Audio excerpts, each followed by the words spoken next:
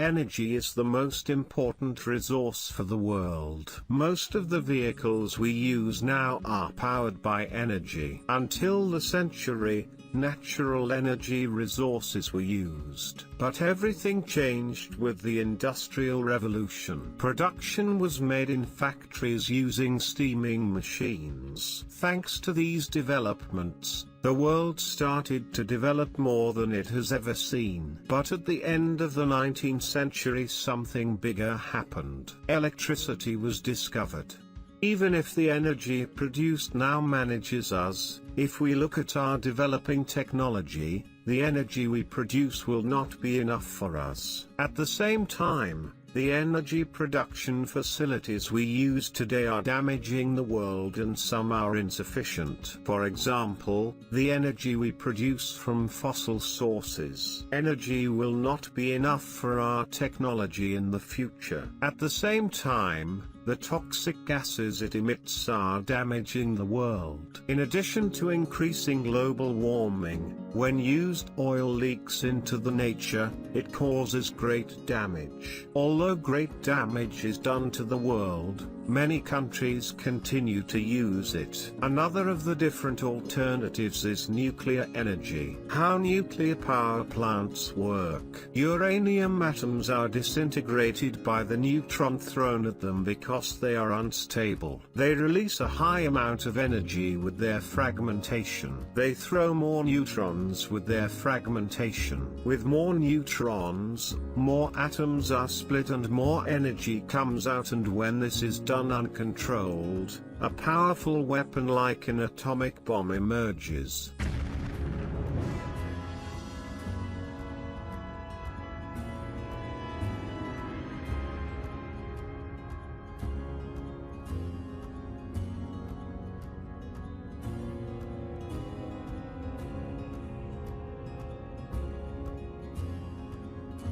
In nuclear power plants, it is actually controlled atom bombs. If you manage to control this reaction, you will get a high amount of heat. Water is pumped to this high temperature in the power plants, transmitted, and the generators rotated. This reaction balancing needs to be kept under constant control. But when it gets out of control, it can create big problems like Chernobyl and Fukushima.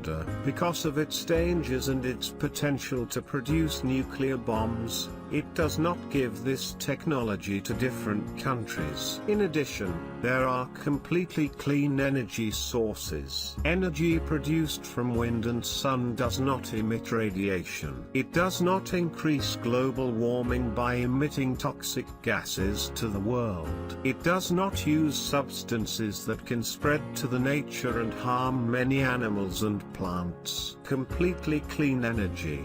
Many companies in the world are turning to clean energy by increasing these investments. Thanks to these investments, Switzerland has managed to generate its own energy in this way. But this is insufficient.